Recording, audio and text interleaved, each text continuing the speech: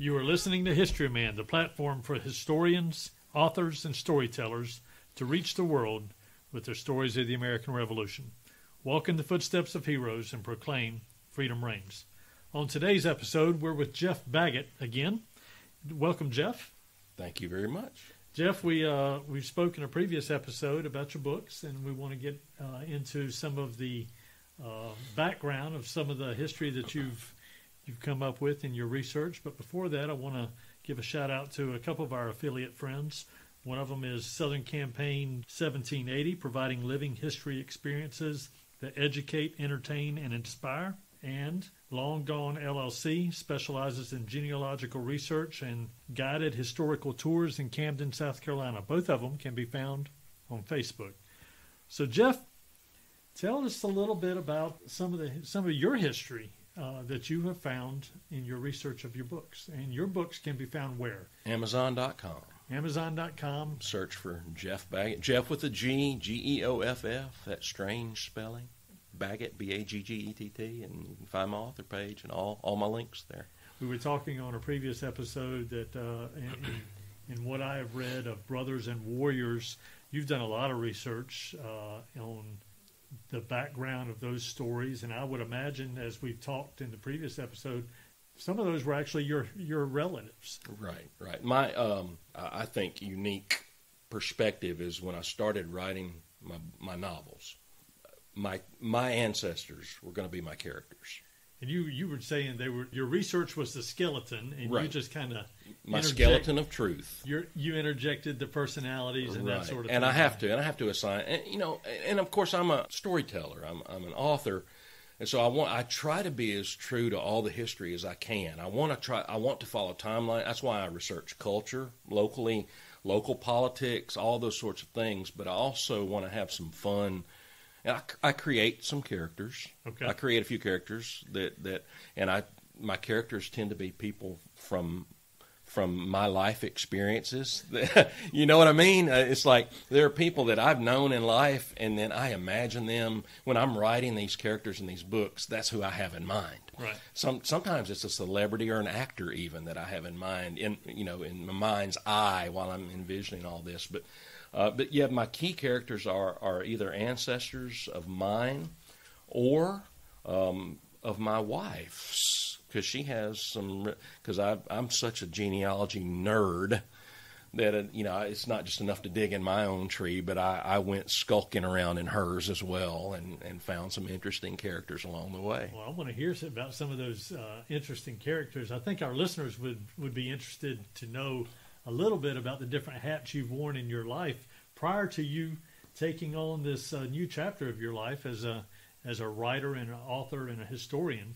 You've been a speaker, a parson, and you've been in the Army. You've got a science background. Yeah, that was all. I mean, I have a degree in medical laboratory science, chemistry, biology minors. That's what I did in my youth when I was a kid.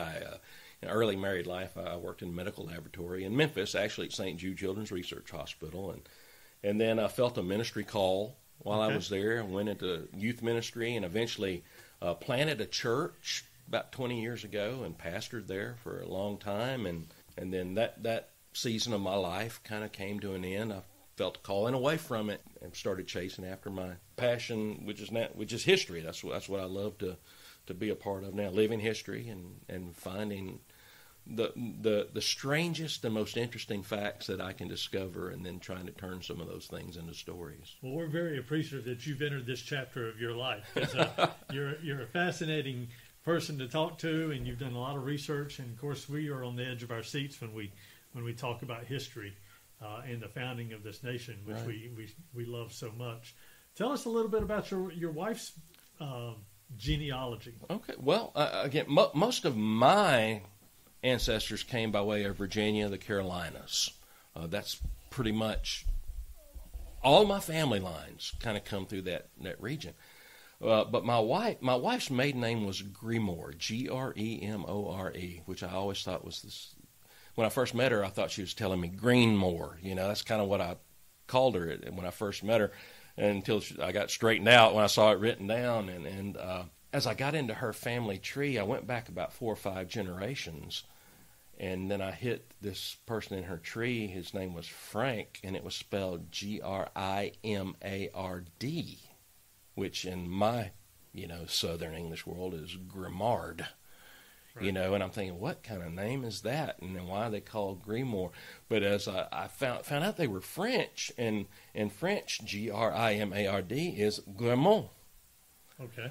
It just was simply Americanized. And she had an aunt who passed away several years ago who did some genealogy on that line. She was convinced that they came, the Grimond family, Frenchmen came through French Canada and migrated down into the Illinois country and around Vincennes, Indiana. And she even wrote a little family book about all that, because she found a few people by that surname up there. But after she died, there was a marriage record discovered in New Orleans for Pierre Grimond. And he was married there around 1764 to a young lady named Geneviève Colomb. And it was a contract marriage with her mother. And apparently there were a lot of that was going on. It was right when the Spaniards were taking over. And they were trying to get all these good French girls out of the town and married off and away from New Orleans before the Spanish army moved in. That's as best I can tell. And so, but then the next year they show up at Fort Deschartres, on the Mississippi River in southern Illinois. And so they came upriver on the Mississippi in 1765. Their first child was born at the fort, and the godfather was the commandant of the French militia there. And I'm thinking, what is this about? And then, how are you finding all this? Well, the records are there, mostly church records, actually, because of the French Catholic church records. And her aunt had found a lot of those records. Now, some are, okay. Some are. But her aunt had found most of this stuff up in Illinois. But then he shows up in Vincennes, Indiana. He's on a group that swore their allegiance to the United States, to Virginia, when George Rogers Clark came, and was part of the defense of Fort Sackville.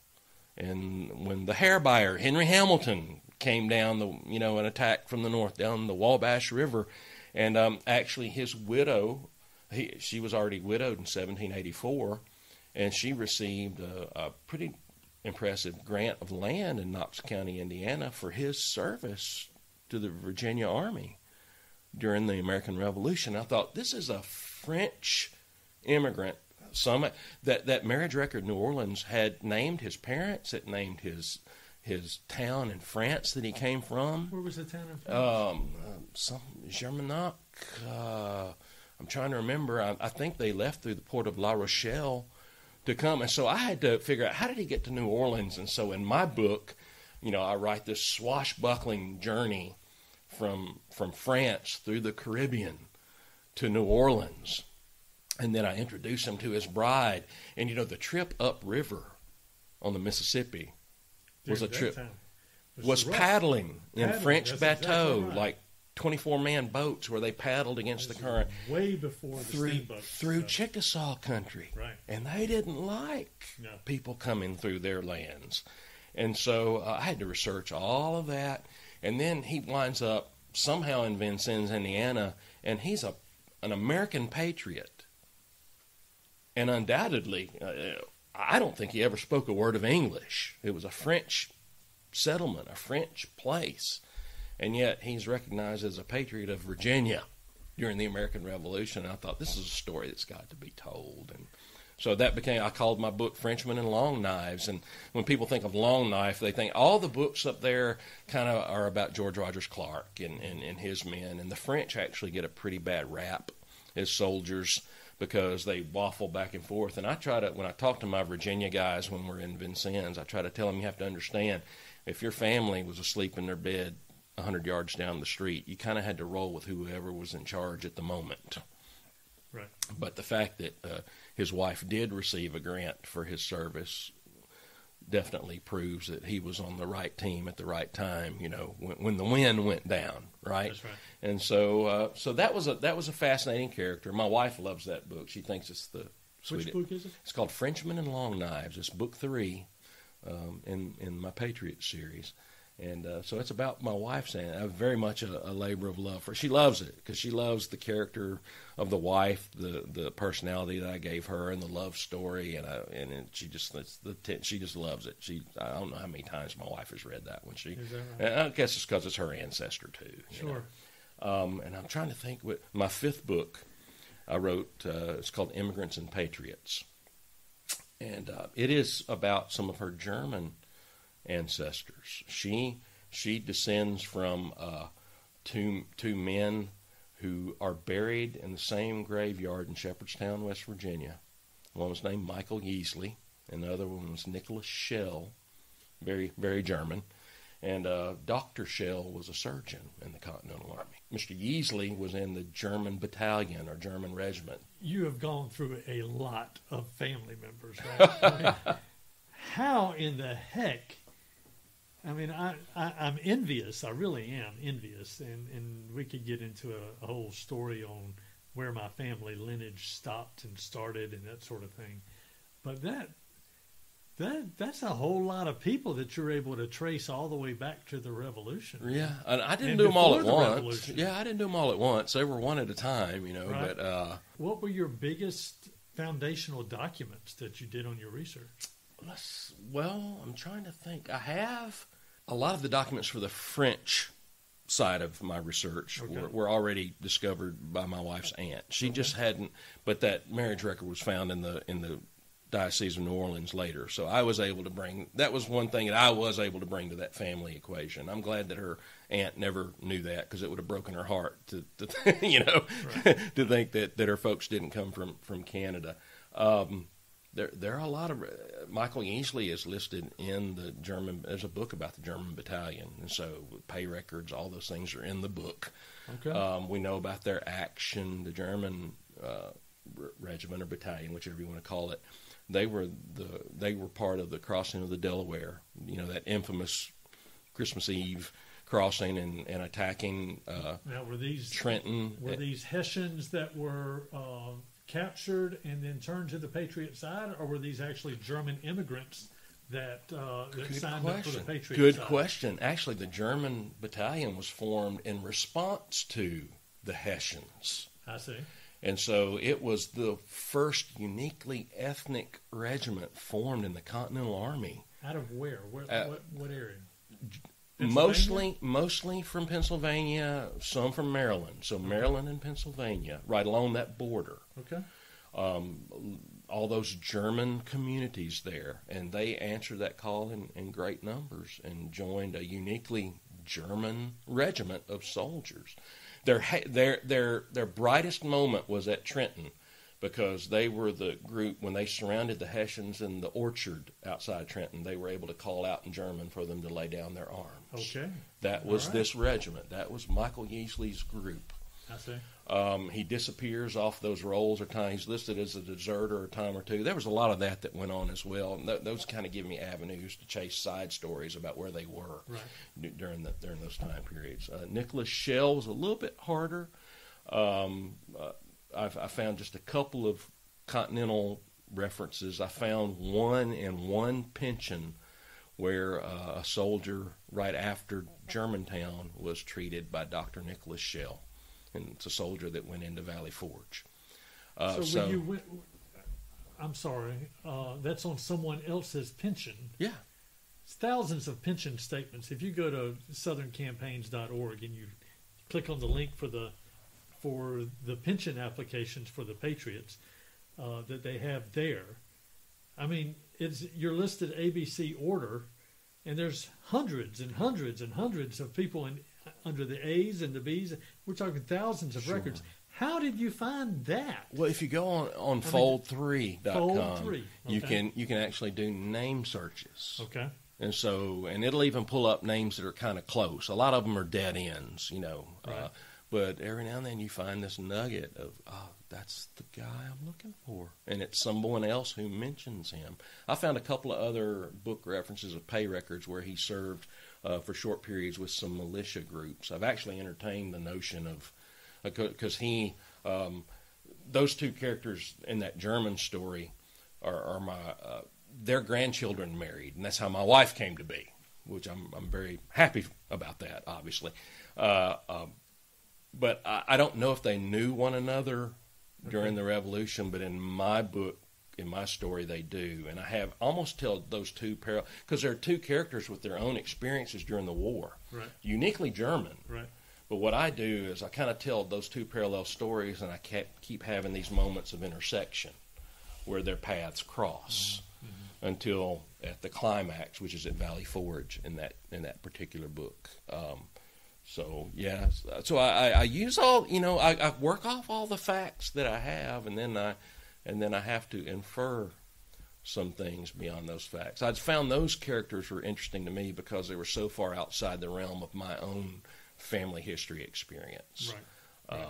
So again, I'm discovering my wife has some deep Kentucky ancestors. She has a Dutch ancestor who was like a pioneer in Kentucky, and so I've got a story in mind about him someday that I'm hoping that I'll make one of these books. I don't know, but again, just another unique character.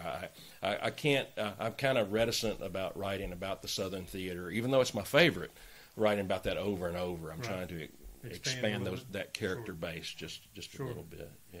I think what I gravitate to in these stories that you're talking about is we hear about Nathaniel Greene, and we hear about Cornwallis, and we hear about George Washington, and we hear about the big leaders. Mm-hmm. But the beauty of these stories that you're talking about, and the beauty of these pension records, is most of those, and we've even talked about once the pension records came around, that was even years and years after most of them died. Some of them were actually spouses relating stories that they had been told by their husbands. That's right. That's exactly. They weren't even they were very much secondhand, in a manner of speaking. Right. I think what gravitates me, or what I'm gravitated to, is the fact that all of those pension records that we read through are everyday people. Everyday people. And I try to help people understand that, because people want to read the big stories and the big names. I'm like, it's those ordinary farmers and those shopkeepers and those merchants. Those are the people who sacrificed and fought and bled and lost and died. Right. The untold. That's what I like to find. I like to write the big name people into my stories. In Brothers and Warriors, Andrew Jackson, as a teenager, didn't live very far away. That's exactly right. And I'm like, okay, I'm gonna write him in. And I assigned Andrew Jackson the personality that I thought Andrew Jackson, a little bit foul-mouthed and a little brazen, and I wrote him my way into the story in Immigrants and Patriots. Because these characters were in Washington's army, I do have an intersection or two where I have one in particular where they encountered George Washington in a spot. So I want to include things like that whenever I can, but it's really trying to tell the stories about the ordinary folk. So your wife's German ancestors who were part of this German... One was in the German regiment or battalion. It was called both, yeah. And the other ancestors from your wife's side, why did they join? Great question. My interpretation from the German side is that there was some offense to the mercenaries from Hesse Castle that were being paid and deployed to America, otherwise, why would those? I mean, and they were ordinary people. They got their land grants from the king, right? Right. Why would they? They were settled into that western Pennsylvania Dutch area, and it was in a lot of ways, as far as I can tell, it was a pretty defined, isolated culture compared to the outside. Very German-speaking.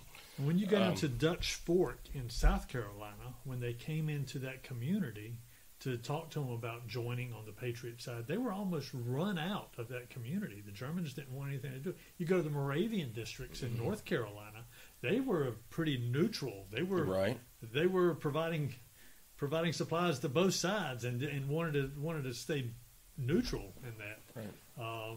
But this group were fighting directly against the and early in the war. Early in the war, yeah, so in '76 when that regiment formed. But all politics are local. Right. I don't know if it's the proximity to what was going on in New England. Right. Of course, later on, it turned into they were very much defending their home turf because after Brandywine, in the occupation of Philadelphia, and Congress, fleeing town, going to York to hold session. I mean, this was on their home turf. I mean, this was their ground. That's right.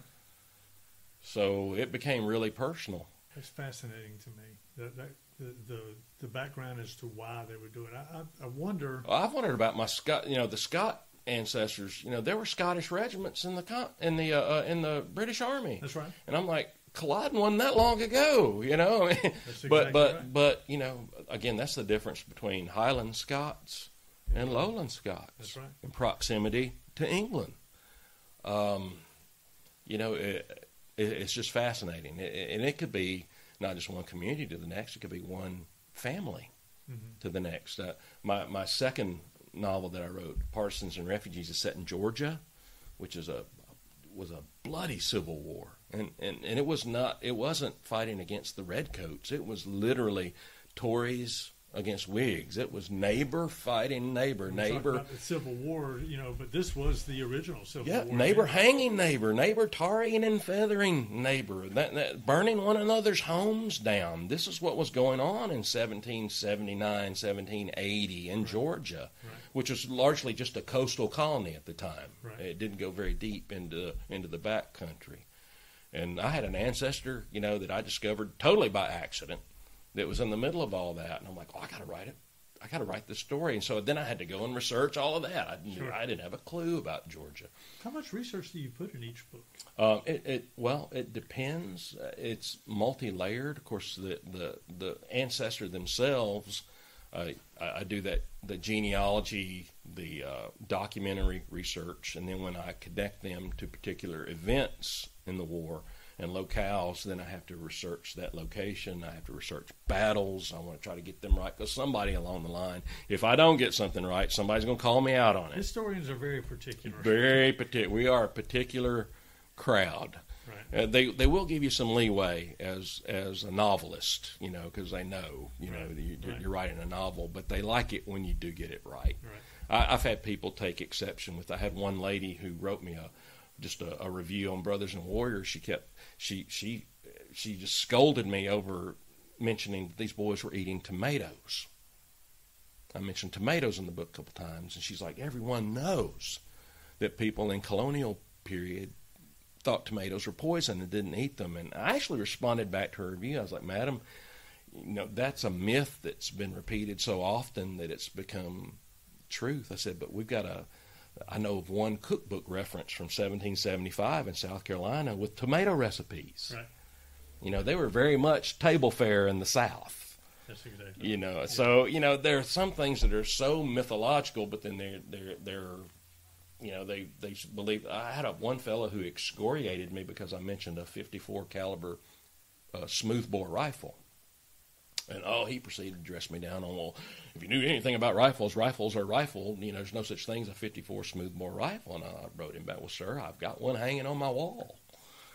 They were rifles in form. They just didn't rifle the barrel because a smoothbore made a more versatile gun. You could shoot a ball through it, but you could also you could bird hunt with it. It was easier to load. And a lot of your frontier rifles were smooth bore, not rifled. And so, it's just the fun of history. Yeah, the historians, though, they are quick to call you on whatever viewpoint of history that they have. Sure. And take that as, it's tough. It's tough to maneuver through a lot of that. But it's fun. It's all, fun. Yeah. Your passion comes out through your books. Tell our listeners how they can get a hold of your books. Amazon.com. Look for Geoff Baggett, Geoff with a G. I didn't mention, but I write companion books. Each novel that I write, I write a companion story for younger readers. Okay. In the 10 to 14 range, and they what I do is take a child character from the story, and I do something totally different. And this totally works of my imagination. So it's for kids, right. And not for small children. I don't know how to write for small kids, but more of the Hardy Boys, Nancy Drew kind of age. I gotcha.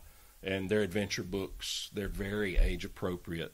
They're very language appropriate and thematically, and so. But each one of these has a companion book for a younger reader that goes with it. And I have a lot of families who like that because the grown-ups can read the grown-up book and the kids can read the younger, and they can actually talk about that. They do overlap in many ways. What would you want readers to take away from reading your book? And I say books. Books, yeah. I want them to have fun. I want them to be entertained. I'm an entertainer at heart when it comes to these books, so I want people to have joy in reading, but also know that these were real people. I do a chapter or a half chapter at the end of each one where I tell about the real people. I call it my confessional chapter.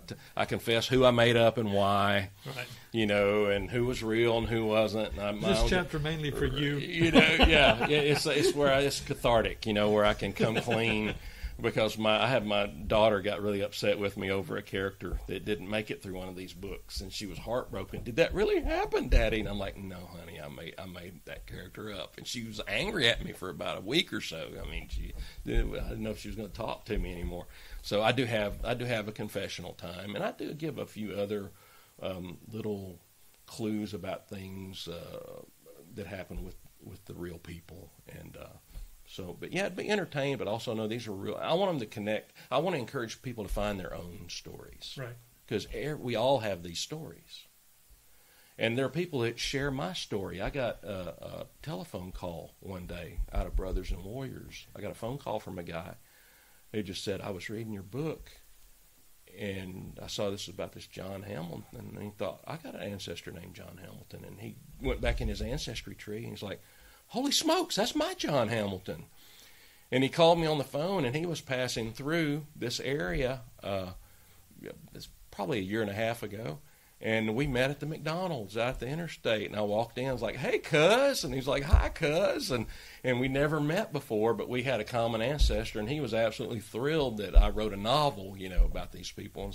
And I've had that happen 2 different times where I've met people that descended from the same That's patriot. very affirming, isn't it? Yeah. So it's fun, but just to meet people that way. So it's a neat community of folk that get into genealogy and live in history. And, I'm impressed with your creation. I'm impressed with your research and your passion for telling these stories. And I thank you for sitting down with us. It is my pleasure indeed. Thank you.